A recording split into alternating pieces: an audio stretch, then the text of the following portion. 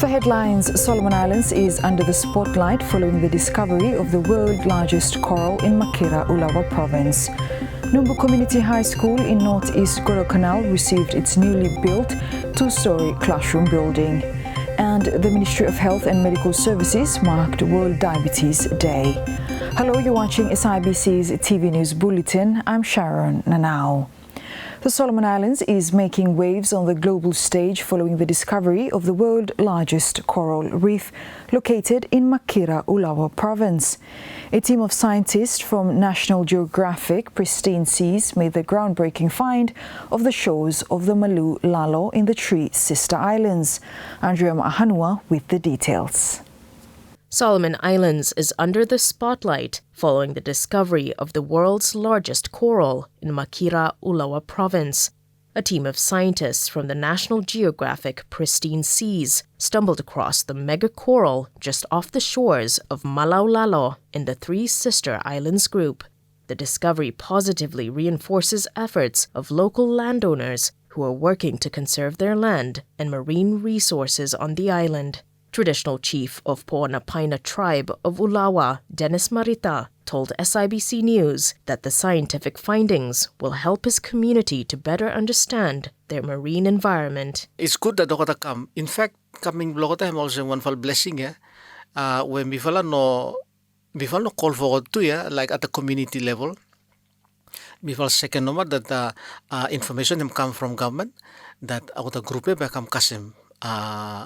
Three Sisters Islands, and so Bifala said, okay, that's good. At least we can have some people with the knowledge, with the understanding, maybe with the technical expertise for what come and look around law, the seas blame me, environment blame me, and maybe they can help us in terms of the knowledge, in terms of probably information and data, probably for helping me say what na inside law environment blame me. Marita describes the finding as a source of pride, not only for people in his province, but also for the country. Me personally, it's beginning to dawn on me as I'm beginning to absorb, the magnitude of this finding as this is something not small.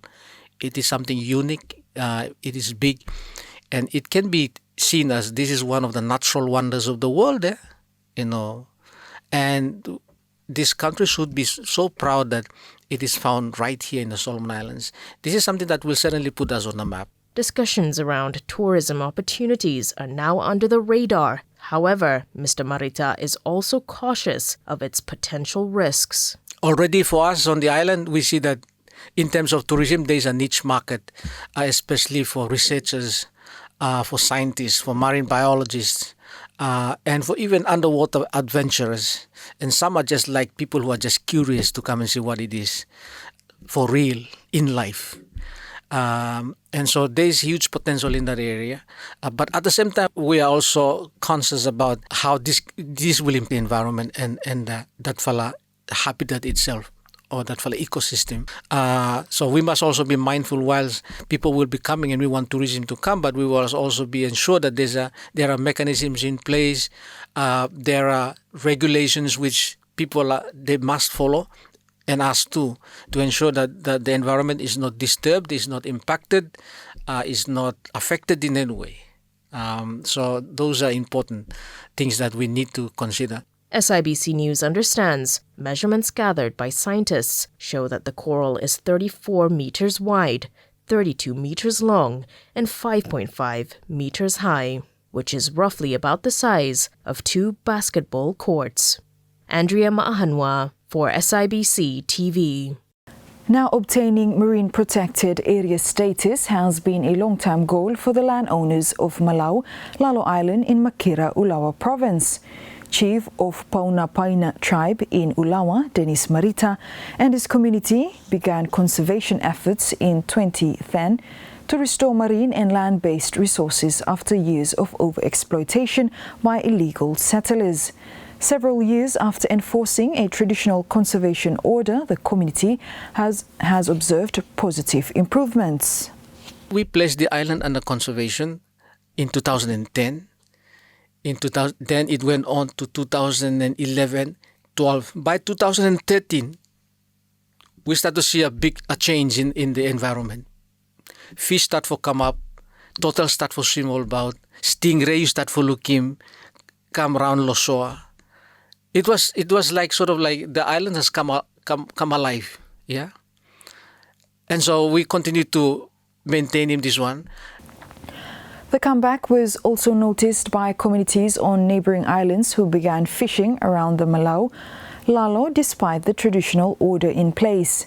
This led concerned landowners of the island to seek further assistance from traditional authorities.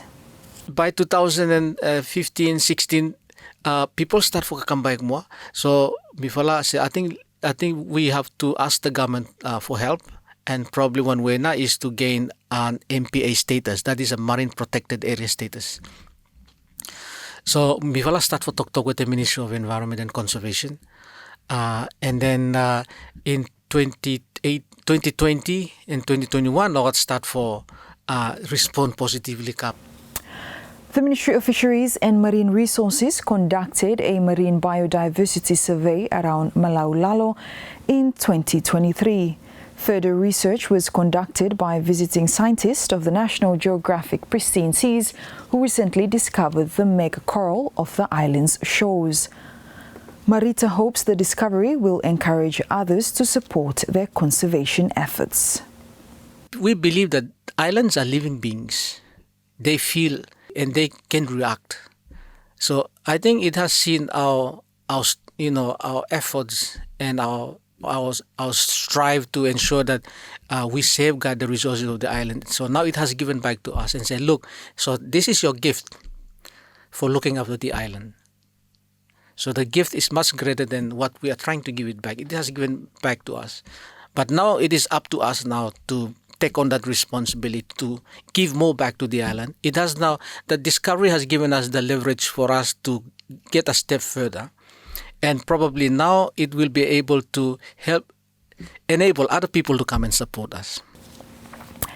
Numbu Community High School in Northeast Guadalcanal received its newly built two-story classroom building worth more than $600,000 Solomon dollars from the Japanese embassy in Honiara. Ian Kokwi attended the classroom handover and filed this story. Numbu Community High School in Northeast Guadalcanal on Friday received its newly built two-story classroom building worth of more than $600,000 Solomon dollars from the Japanese embassy. Japanese Ambassador to Solomon Islands, His Excellency Yoshiaki Miwa, during the handover ceremony, said the project aims to provide better learning environment for the students. I am honored to attend today's handing over ceremony to celebrate the official opening of the new classroom for Numbu Community High School that is funded by the Japan's Grassroots and Human Security Project. I am very delighted that this ceremony is graced by the presence of many people attending this Memorial Day. Today, 15th November 2024, on behalf of the people and the government of Japan, I am here to witness the completion and official opening of Japanese Grassroots Project. I would like to recall you that this project was signed on 10th March 2023 between the Embassy of Japan and the Numbu Community High School. Japan contributed about $664,159.80 Solomon dollars to provide better learning environment for students' education in Numbu Community High School. Meanwhile, the project coordinator of the new classroom project, James Sikua, thanked the government and people of Japan for their assistance, which now provides a better learning environment for the children. Today marks a significant milestone for our community as we officially open a new classroom that will enhance the learning environment for our students, thanks to the generous support of the Japanese government and the tireless effort of Numbu community. This classroom represents far more than just a structure. It stands as a testimony to our shared dedication to creating a brighter future for the next generation. We are immensely grateful to the Japanese government for recognizing the importance of this project and for their willingness to invest in the education of our young people. I'd also like to take a moment to acknowledge incredible work and contribution made by our community members, local leaders, and the school administration who have come together to make this vision a reality. The Japanese ambassador received a traditional chupu as a token of appreciation from Numbu Community High School. Yan Kaukui for SIBC TV. Still on the Numbu Community High School classroom handover, Guadalcanal Province and Numbu Community acknowledges Japan's funding assistance for their school. Ian Kaukui reports. Guadalcanal Province Minister for Education, Honorable John Botsi, has acknowledged the government and people of Japan for their continuous support in providing better learning environment for many schools in the province. Speaking at the handing over ceremony of a new double-story classroom building at the Numbu Community High School in northeast Guadalcanal on Friday, Mr. Botsi described Japan as a true friend.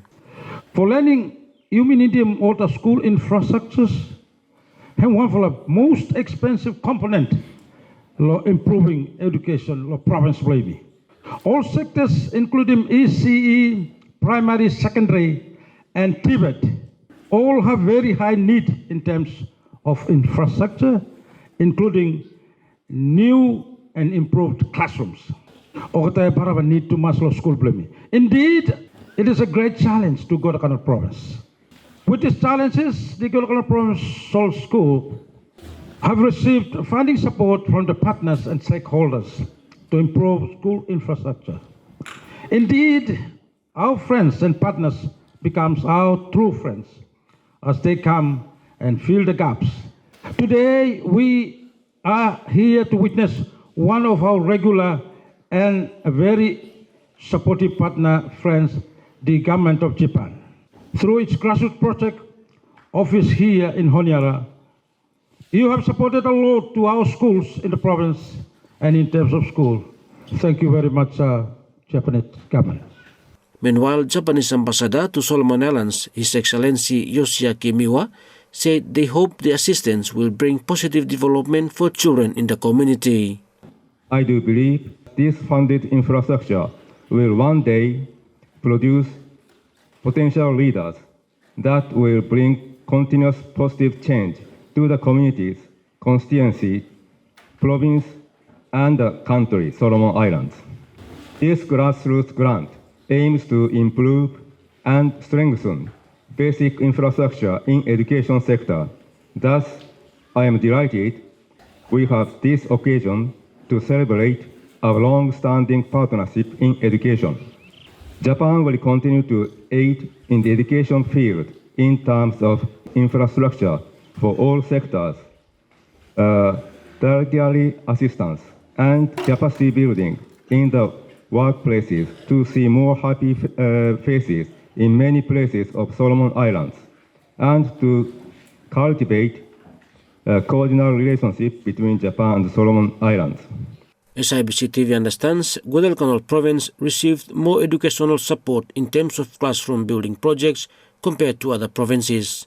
Yan Kaukui, SIBC TV. The Ministry of Health and Medical Services marked World Diabetes Day in Honiara. World Diabetes Day is the world's largest diabetes awareness campaign. World Diabetes Day is the primary global awareness campaign focusing on diabetes, and it is held annually on 14th November each year. Elise Kukutu reports.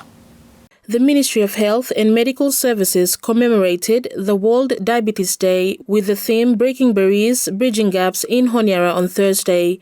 Held at the National Museum, the event saw educational skits, free health services and speeches from various stakeholders and students. Speaking at the event, Permanent Secretary of the Ministry of Health, Pauline McNeil, emphasized on the importance of caring for one's health. She highlighted that cases of diabetes has become prevalent in the region. So as we gather here today, we cannot ignore the stark reality before us. In the Pacific Island nations, non-communicable diseases, especially diabetes, have reached now catastrophe levels, meaning it's almost an emergency. So in our country, 8 people out of 10 that ought to admit low NRH they lose their lives each day to non-communicable related conditions. And these 8 people that we lose every day, embed them in 2 families. For side for look after Oketa, for side for find them Seleni for honoring Moketa, Tamota Goberi Moketa. It has financial implications and embedded in family, at our household and relatives. McNeil adds that around 70 to 80% of admissions at the National Referral Hospital is due to non-communicable diseases.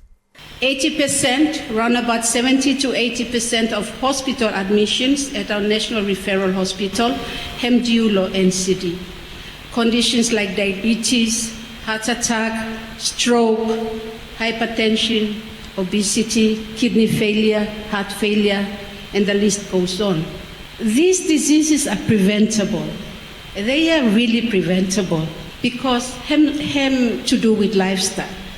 The way we live, the way we eat, the things that we buy from the market, the things that we buy from the shops, the lack of exercise that we do not do. For SIBC TV, I'm Eliza Kukutu. A high-level delegation from Guangdong Province of the People's Republic of China visited the Guadalcanal provincial government in Honiara. Mary Manilegua reports. A high-level delegation from Guangdong Province of the People's Republic of China visited the Guadalcanal provincial government in Honiara. The delegation was led by the Vice Chairman of the Chinese People's Political Consultative Conference, Guangdong Committee, Mr. Wang Zhueseng. Speaking to local media, Premier Willie Atu says the purpose of the visit was to re-establish the relations between Guangdong Province and the Guadalcanal Province. You heard him talk today. Assistant Governor himself to come for re-establishing relationship with the Guadalcanal Province. Yeah. So we're happy with them. We're happy with them. Yeah. This is the second time I come here, but first time you saw it because Jiangmen City, this is a city in Guangdong, have got a diplomatic relation with them Honiara City Council. So there was a delegation that came from Jiangmen City, and Jiangmen City being part of Guangdong Province, they visited us as well in here. So during the visit, I made a call. I said, seeing is believing. And so maybe embassy here or to send them go talk law China. And so that's why the delegation was here. And last year as well, my predecessor, Honorable Francis Sade, him reactivating back now relationship no May last year. Premier Atu adds that the country has seen many changes since establishing relations with China. Relationship with them, you mean with them, China is a game changer within Solomon Islands. Yeah, meaning like this. Also, you saw 5 years now since 2019, when we got a stadium here where big was something was changing Solomons, yeah, changing face Honiara, and stuck people will come lo 2001 last year Pacific Games, yeah, or the surprise, yeah, or the surprise, yeah. But him hosting game here too. But me believe also from assisting with China, we were able to host it, yeah, and put a standard at a different level altogether. Eh? Similarly, also you look him for triple dormitory on double Losinu. Also, but another way, and then look him comprehensive hospital and other influence blood law around the Solomons. So me believe within these 5 years, it made a lot of difference, yeah. And once somebody were questioning me too, also, why not or questioning me too much about relationship with them, relationship with Solomon with them, China. Well, the other countries in the Pacific and even other, yeah, they had relationship with China too. Yeah? But when it comes to Solomon, maybe as security reasons or security issues, yeah. But yeah. Mary Manilegua for SIBC TV. Still on the Guangdong Province delegation visit to the country, the team also visited the National Referral Hospital. Mary Manilegua reports. A medical team from Nafang University in Guangdong Province visited the National Referral Hospital on Friday. The visit was aimed to discuss medical training, education and collaboration between the Solomon Islands and the university. Speaking to the local media, Chief Executive Officer of the National Referral Hospital, Dr. George Malefoasi, says the team conducts its visit every year to provide training and services to the country. This whole group will come every year for doing training and doing service. Now, service will provide them this one, non-invasive urological, minimal non-invasive urological surgery. Meaning that you don't need him blade, no need him big operation, using more microscopic, tubing, fiber tubing, where push them through urethra, for excising the prostate. Meanwhile, Director of the Nafang University, Professor Wu Peng, says they are looking forward for future collaborations. Actually, this meeting, we just talk about the medical education and the future medical collaboration with Solomon Island people. As you know, now China has more collaboration with Solomon Islands, and more medical students study medicine in China.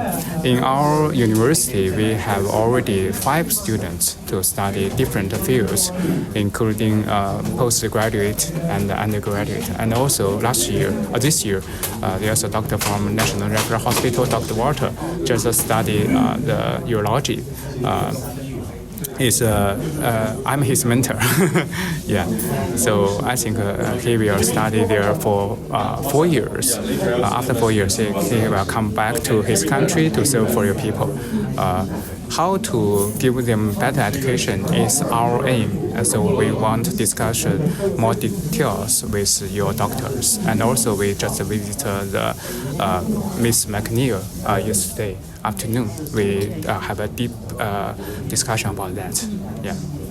Mary Manilegua for SIBC TV. Now, local kava farmers in Malaita province are now selling their harvest to bulk shops gold kava.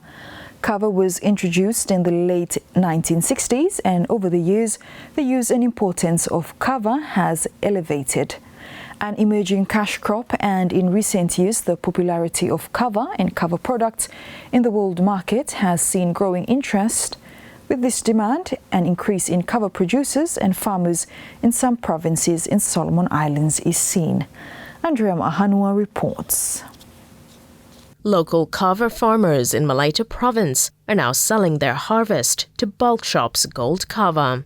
The locally owned food retailer began exploring the kava market in 2021 and eventually settled an agreement to conduct its trial project in Malaita province. Speaking to SIBC News, Bulk Shop's Human Resource Manager, David Upwe, says the company has already purchased over $1 million worth of kava from farmers in Auki. From August this year, start na lo Malaita Day. So Malaita Day lo Auki mival face demo the payment na during that time. Until now, I think mival has spent around $1,300,000 for the local farmers blaming. And I think that's why you look in Facebook. Some farmers come 4 times or 5 times, Because what we have noticed, you cannot just harvest him farm blue at once, because him needing manual work, and so or take time now with him harvesting blocketa. And out of the farmers, I think 30% of the women. We are very happy for looking at the women come on board and okatna come selling product blocketa. David Upwe also encourages unemployed youths to take on farming as a means to earn an income. This one is final message for the youths and those we understand some for exam we finish now this time.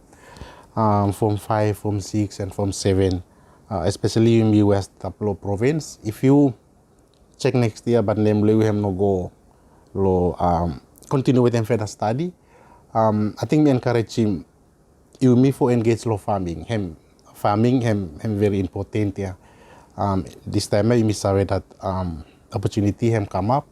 So rather than you come to town and you make him additional burden, you holem na beliau igolo garden plantim kava.